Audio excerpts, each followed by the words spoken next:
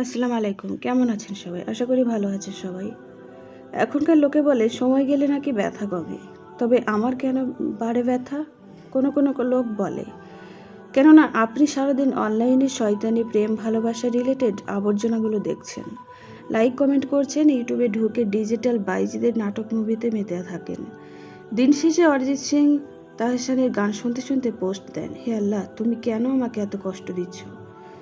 ওয়াল্লাহি আপনি একজন মিথ্যাবাদী। আপনি স্বয়ং নিজেই নিজের উপর জুলুম করছেন। আবার আল্লাহকে দোষারোপ করার স্পর্ধা দেখান। নিশ্চয়ই আল্লাহ মানুষের প্রতি কোনো জুলুম করেন না। মানুষই নিজের প্রতি জুলুম করে থাকে। সারাদিন অশ্লীলতায় ডুবে থাকে, মগজে অশ্লীলতায় ইনপুট করে।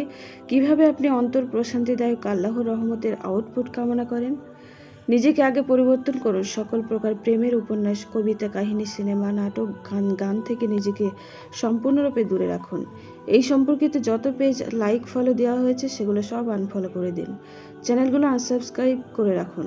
অনেকেই এই সকল ভদ্রবেশী অশ্লীল কন্টেন্টের ধোকায় হারাম সম্পর্কে জড়িয়ে পড়ে, কিংবা পূর্বের হারামের মোহ সহজে ভুলতে পারে না। অনলাইনে যতটুকু সময় কাটাবেন ততটুকু সময় দুনিয়া ও আখিরাতের কল্যাণময় কোনো কাজে ব্যয় করুন। তাহলে অবশ্যই আল্লাহ হারাম সঙ্গের মোহ ভুলিয়ে দেবেন। আপনার অন্তরে প্রশান্তি এনে দেবেন ইনশাল্লাহ। যারা ঈমান আনে এবং আল্লাহর স্মরণে যাদের অন্তর প্রশান্ত হয়, জেনে রাখো আল্লাহর স্মরণেই অন্তর প্রশান্ত হয়। প্রিয় ভাই ও বোন, হারাম সঙ্গীতে তুমি তৃপ্ত হতে পারবে না, হলেও সেটা সাময়িক সময়ের জন্য। অন্যদিকে হালালের আনন্দ চিরস্থায়ী। তোমার মতো কত যুবক যুবতী হারামের স্বাদ নিতে গিয়ে আজ কবরের বাসিন্দা হয়ে গেছে। তাদের থেকে শিক্ষা নাও। যৌবনকালটা এভাবে ধ্বংস হতে দিও না। জেনে রাখো ভাই বোন, তুমি ছাড়া আল্লাহর অনেক সৎ বান্দা রয়েছে, কিন্তু আল্লাহ ব্যতীত তোমার আর কেউই নাই।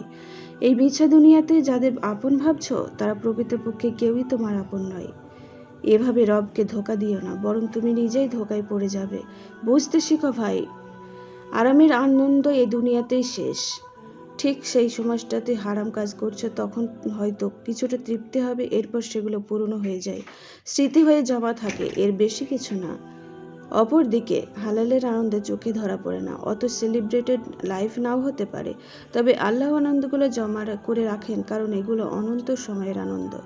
পায়ের নিচে নহরের আনন্দ, জান্নাতে চিরকালের জন্য প্রিয়তমা স্ত্রীর সাথে গল্প করার আনন্দ, বিশাল উদ্যানে ঘুরে বেড়ানোর আনন্দ।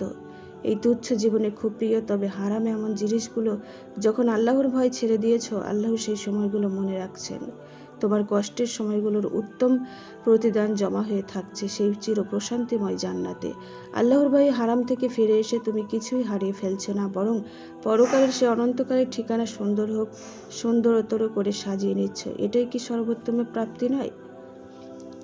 আর যে ব্যক্তি তার প্রতিপালকের নিকট উপস্থিত হওয়ার ভয় রাখে, তার জন্য রয়েছে দুটি জান্নাতে বাগান, যেটা হবে চিরস্থায়ী, যেখানে তোমার কোনো ইচ্ছা অপূর্ণ থাকবে না, যেটা কল্পনার থেকে বেশি চমকপ্রদ, যেখানে তুমি থাকবে চিরকাল।